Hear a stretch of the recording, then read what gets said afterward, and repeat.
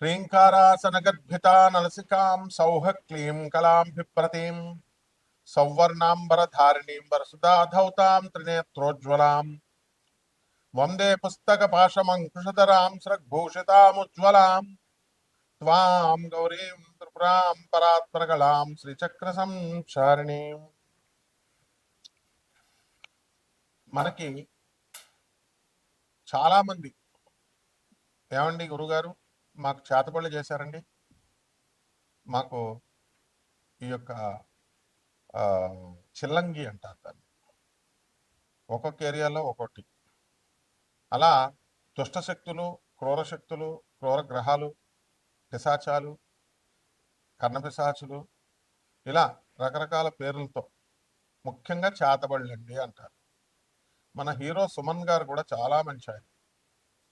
మరి అంత చదువుకున్న వ్యక్తి, మృదు వ్యక్తి, ఆయన ఒక టాప్ రేంజ్లోకి వెళ్ళినప్పుడు నాకు చేతబడులు చేయించారండి, అందువల్లనే నా కెరీర్ ఇంకా వెళ్లాల్సిందే ఆగిపోయిందండి అని ఆయన ఇంటర్వ్యూలో చెప్పడం మనందరం కూడా చూస్తున్నాం.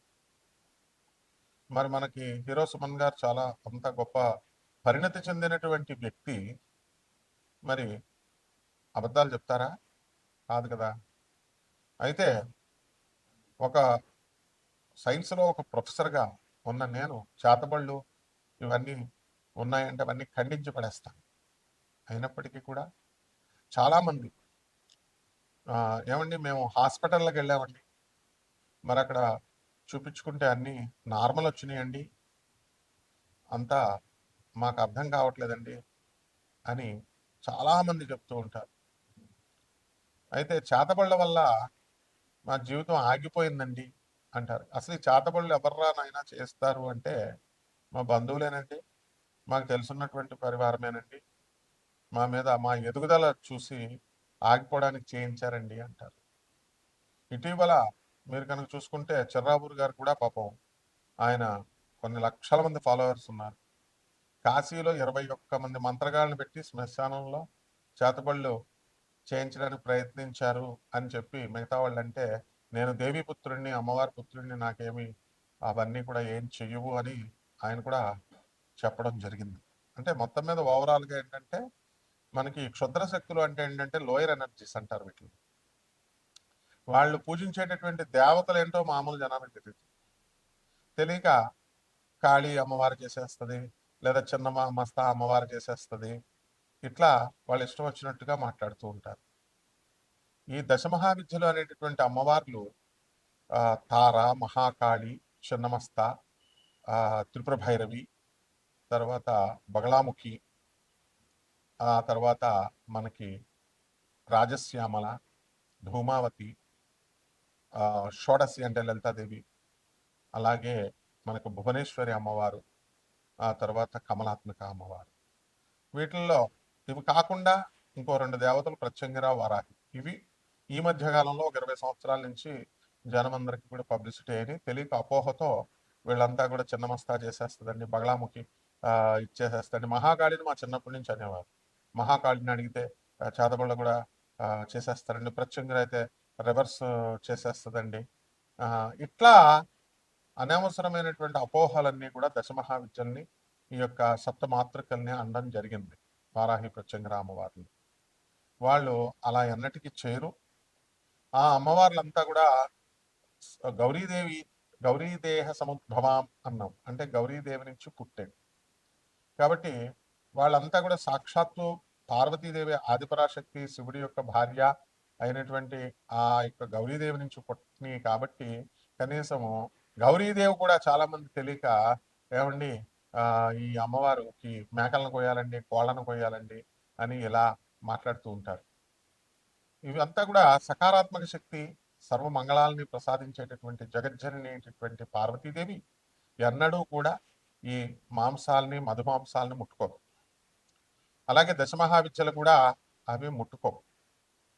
కానీ తెలియక వీళ్ళంతా కూడా వామాచార పద్ధతి, కౌలాచార పద్ధతి అని చెప్తూ మటన్ పెట్టాలా, చికెన్ పెట్టాలా, మందు బాటలు పెట్టాలా, పంచమకారాలు అంటూ పిచ్చి పిచ్చివన్నీ కూడా చెప్పుకుంటూ వచ్చారు. అటువంటి చెప్పినటువంటి వాళ్ళంతా కూడా డౌన్ఫాల్ని మనం క్లియర్గా చూసాం మన కళ్ళ ముందే. ఈ 2-3 సంవత్సరాలను ఆ దేవాలయాల నుంచి వాళ్ళని గెంటివేయడం కూడా పూజారులు అంత అవమానం కూడా వాళ్ళకి జరిగిందనమాట. ఇవన్నీ అవసరం లేదు వాళ్ళకి. మరి ఎవర్రా ఈ క్షుద్ర శక్తులు అంటే లోయర్ ఎనర్జీస్. మరి నేను చెప్పినటువంటి దశమహావిద్యలు, ఈ ప్రత్యంగిర వరాహి అమ్మవార్లు వీళ్ళంతా కూడా హైయర్ ఎనర్జీస్ అనమాట. సో మనకి మానవుడి ఎనర్జీ కంటే కూడా దిగువనున్నటువంటి ఎనర్జీస్ని లోయర్ ఎనర్జీస్ అంటారు. మనం మీడియం ఎనర్జీ మనం. సో మనము ఎప్పుడైతే ఈ కర్ణపిశాచి అనేటటువంటి యక్షిణి ఆ అమ్మవారిని చాలామంది పూజ చేస్తారు. దానికి అసలు వాటి విధి విధానాలే తెలియదు ఎవరికి కూడా. వీళ్ళు ఏం చెప్తారంటే మూత్రం తాగాల, వాళ్ళ మూత్రాన్ని తినాలా, పిచ్చి పిచ్చివన్నీ చెప్తారు. అలాగే కొంతమంది ఈ క్షుద్ర శక్తులకి రక్తం అన్నాన్ని అడుగుద్ది, అమావాస్య రోజున అడుగుద్ది, అది అడిగినప్పుడు మీరు తెచ్చి పెట్టాలా, ఇలాంటి నాన్ సెన్స్ అంతా చెప్తా ఉంటారు. మనకి చాలామంది ఈ యొక్క క్షుద్రశక్తి ఆరాధకుల్ని అంటే అవన్నీ మినిమం మ్యాజిక్స్ అనమాట. ఇలా గాలిలో శివలింగాలు తీయడం, నోట్లో నుంచి శివలింగాలు తీయడం, విభూతి సృష్టించడం, అలాగే ఇలా లడ్డూలు సృష్టించడం, అన్నీ కూడా మామూలు జన విజ్ఞాన వేదిక వాళ్ళందరూ కూడా వాళ్ళు చేస్తూ ఉండేవారు. వీళ్ళు కూడా ఈజీగా ట్రిక్స్తో చేసేవారు. సో మయనార్ అనేటటువంటి ఒక ఊరుంది. అది గౌహతికి 80 కిలోమీటర్ల దూరంలో అస్సాంలో ఉంది. అక్కడ గ్రామం మొత్తం అంతా కూడా కుటీర పరిశ్రమ లాగా ప్రతి ఒక్కళ్ళు కూడా చేతబళ్ళు చేయడము, విడిపించడము. ఆ ఊరే అసలు చేతబళ్ళ ఊరు అంటూ చెప్పుకోవడం వస్తున్నాం. అలాగే ఖరోలీ సర్కార్ అని చెప్పేసి చేతబళ్ళు తీసేస్తారని చెప్పేసి వీళ్ళంతా కూడా యూపీలో ఉన్నారని చెప్పి వెళ్ళడం. అలాగే వాళ్ళు కూడా చేతబళ్ళు పట్టిన వాళ్ళని జుట్లు పట్టుకొని లాగడం. ఇలా రకరకాలుగా ఎవరిష్టం వచ్చినట్టు వాళ్ళు చేస్తూ ఉంటారు. అసలు చేతబడి యొక్క లక్షణాలు ఎలా ఉంటాయంటే వాటి డెవలప్మెంట్ ఆగిపోతుంది. బాగా వ్యాపారంలో నెంబర్ 1గా ఎదిగిపోతున్నటువంటి వాళ్ళు సడన్గా అప్పుల పాలవ్వడం, ఇతరుల చేత మోసగింపబడడం, అండ్ ఏదో ఒక విధమైనటువంటి భయంకరమైనటువంటి క్రానిక్ డిసీజ్ రావడం, ఆ డిసీజ్ సడన్గా క్యాన్సర్ వ్యాధి లాంటిది రావడం, ఆ వ్యాధుల ద్వారా మనం హాస్పిటల్కి వెళ్ళినా నార్మల్ ఉంది అని చెప్పడం వాళ్ళు, ఆ తర్వాత మనం టెస్ట్ చేసుకున్నా కూడా నార్మల్ ఉందండి అంటారు. సో ఈ రకంగా ఈ అసలు చేతబళ్ళు ఉన్నాయా లేవా, చేతబళ్ళు ప్రయోగాలు ఏమిటి, ఇవన్నీ కూడా మనము క్రమేపీ మనం తెలుసుకుందాం. వాటి ప్రభావాల వల్ల రాత్రులు పిశాచాలు కనబడడం, రక్త మాంసాలు కనబడడం, సౌండ్స్ వినబడడం, హాలుసినేషన్ లాగా, ఇన్ఫాక్చుయేషన్ లాగా ఉండడం, ఇవన్నీ జరుగుతున్నాయి. వీటిని కూడా 12 ద్వాదశ రాశుల మీద ఈ యొక్క సంవత్సరంలో 2026 సంవత్సరంలో ఈ చేతబళ్ళు చేసిన వాళ్ళ చేయబడినటువంటి వాళ్ళ డెవలప్మెంట్ ఎలా ఉంటుంది, వాళ్ళ డెవలప్మెంట్ ఆగిపోతుందా, ఈ వీడియోలో మనం తెలుసుకుందాం ఒక్కొక్క రాశి వారిగా. ధనుస్సు రాశి వారందరూ కూడా చేతబళ్ళ ప్రభావం వలన కోటాను కోట్ల రూపాయలను కోల్పోయారు. నరకోశ తగిలేసింది మీ అందరికీ. ఎంత బాగా చేసేవారో వ్యాపారాలు, అప్పులు తెచ్చారు పాపం లక్షల రూపాయలు. అధిక వడ్డీకి డెవలప్ అయ్యారు. బ్రహ్మాండంగా వ్యాపార సామ్రాజ్యాన్ని నిర్మించారు. ఒకేసారి కపటల చేతుల్లో పడిపోయారు. ఏమంటే ఎప్పుడు ఇచ్చేవాళ్ళేనండి స్థలాలు, మమ్మల్ని ఎందుకు మోసం చేస్తారండి అని చెప్తారు. వాడు డబుల్ రిజిస్ట్రేషన్లోనో లేకపోతే దేంట్లోనే ఇరికిచ్చేస్తాడు. ఆ విధంగా a foolish friend is dangerous than a wise enemy అన్నాం. ఫూలిష్ ఫ్రెండ్స్ ఇచ్చేటటువంటి సలహా వల్ల ఏమంటే నెట్వర్క్ మార్కెటింగ్లో బాగుంటుంది, ఈ బిజినెస్ బాగుంటుంది, డబుల్ అయిపోతుంది, ఇలాంటి సలహాల వల్ల దెబ్బతింటారు. ఇవన్నీ కూడా చేతబడి ప్రభావాలు. చక్కగా ఈ యొక్క ధనుస్సు రాశి వారంతా కూడా అర్ధాష్టమ శని ఒక్కటే మీకు దోషం, మిగతాదంతా ఫస్ట్ క్లాస్ ఉన్నారు మీరు. మీ సోదరులు డెవలప్మెంట్, కిరాణా షాపులు, బట్టల షాపులు, మందు షాపులు, వైన్ షాపులు, పబ్స్, రెస్టారెంట్స్ ఎవర్ గ్రీన్ బ్రహ్మాండంగా మీకు సాధిస్తారు. అన్ని రకాల బిజినెస్లు, హోటల్ ఇండస్ట్రీ, మరి చిన్న చితగా ఉద్యోగాలు చేసేటటువంటి వాళ్ళందరూ కూడా ప్రమోషన్స్ రావడం, ఇవన్నీ కూడా జరుగుతాయి. మనకి 2 జూన్ వరకు మీరు ఆడిందాట పాడింది పాట. గురుడు మిథున రాశిలో ఉండి మిమ్మల్ని బ్లెస్ చేస్తూ ఉంటాడు. ఎంతమంది మీకు దృష్టిలో పెట్టేసినా, ఎంతమంది మీకు చేతబడులు చేసినా మీరందరూ కూడా దానికి నుంచి తప్పించుకుంటారు గురుగ్రహ ప్రభావం. ఈ రోజున మనం యూత్ను కనుక మనం గమనించినట్లయితే, ఒక మహేష్ బాబుని చూడండి, మీ కాళ్ళు మోకాల వరకు ఆజాన్ బాహుడైన కాళ్ళు మోకాళ్ళ వరకు వస్తాయి. మిగతా యూత్‌ని చూడండి, ఆడవాళ్ళు గాని, మగాళ్ళు గాని ఎడంకాలికి నల్లతాడు కట్టేసుకుంటారు. ఎందువలన? నరదోష పోవడానికి. అది విశ్వవ్యాప్తమైపోయింది. అందువల్ల చిన్నప్పుడు మీకు చూడండి, మీ తల్లిదండ్రులు అరే అందంగా ఉన్నావురా పాపం అని చెప్పేసి నల్ల బొట్టు పెడతారు. తల్లి తీసుకునేటటువంటి జాగ్రత్తలు. చాలా మంది భార్యాభర్తలంతా కూడా కొట్లాట్లు కొట్టుకుంటున్నారు, విడిపోతున్నారు, ఎగ్గోలు.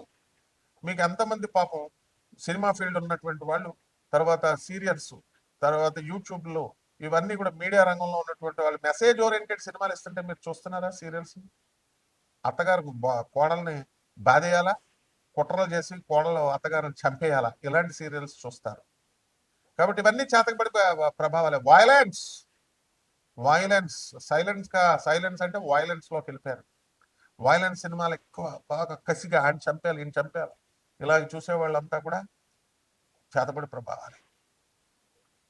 లిమిటెడ్ దేన్నైనా సరే ఓవర్ థింకింగ్, ఓవర్ అనలైటికల్ గా ఆలోచించడము, అవతల వ్యక్తుల గురించి మీరు దారుణాధిదారంగా who gave you the rights to pit fellows, overthinking చేస్తూ మీరు సస్పీషియస్ గా ఆలోచించేటటువంటి ఆలోచన విధానాన్ని ఎవరిచ్చారు? చేతబడి ప్రభావం. వాళ్ళ గురువుల మీద తిట్టినా సరే వాళ్ళు అలా చేస్తూనే ఉంటారు. ఆ విధంగా ఈ యొక్క శాతబడి ప్రభావాల వల్ల మనం ధనుస్సు రాశి అంతా కూడా కొన్ని కోట్ల రూపాయలు నష్టపోతున్నారు. కాబట్టి మీ వ్యక్తిగత జాతకాల ద్వారా మనకి పూర్తిగా అర్థమవుతుంది ఎప్పటి నుంచి స్టార్ట్ అయింది, ఎవరు చేశారు, ఏమిటి. అందువల్ల నాన్ ప్రాఫిటబుల్ బేసిస్తో మనం చెప్పడం అనేటటువంటిది జరుగుతుంది, మీ జాతక విశ్లేషణ అనేటటువంటిది. కాబట్టి ఎవరికైతే ఈ యొక్క అవసరాలు ఉన్నాయో అటువంటి వాళ్ళు డైరెక్ట్ మనం సంప్రదించవచ్చు. పరిహారాలు కపట జ్యోతిష్కులు, కపట మంత్రగాల దగ్గరికి వెళ్ళి కోట్ల రూపాయలు, లక్షలాది రూపాయలు మీరు పాడు చేసుకోవద్దు. జగద్గురువులైనటువంటి దత్తాత్రేయ స్వామి వారిని, జగద్గురువులైనటువంటి ఆదిశంకరాచార్యులు వారిని మీ ఇళ్లలో ఆయన స్తోత్రాలు చదువుకోండి, పూజ చేసుకోండి, వాళ్ళ యొక్క ఐడియాలజీని అర్థం చేసుకోండి, చక్కగా మేడ్చెట్టు చుట్టూ ప్రదక్షిణాలు చేసుకోండి. ఈ విధంగా దైవ దర్శనాలు గుళ్ళకు కూడా వెళ్ళాల్సినటువంటి అవసరం లేదు. ఇంట్లోనే మీరు అన్ని ఇప్పుడంతా everything is in the YouTube. చక్కగా గురుచరిత్ర పారాయణ వినండి, బ్రహ్మాండంగా మీరు సెట్ అయిపోతారు. శుభమస్తు.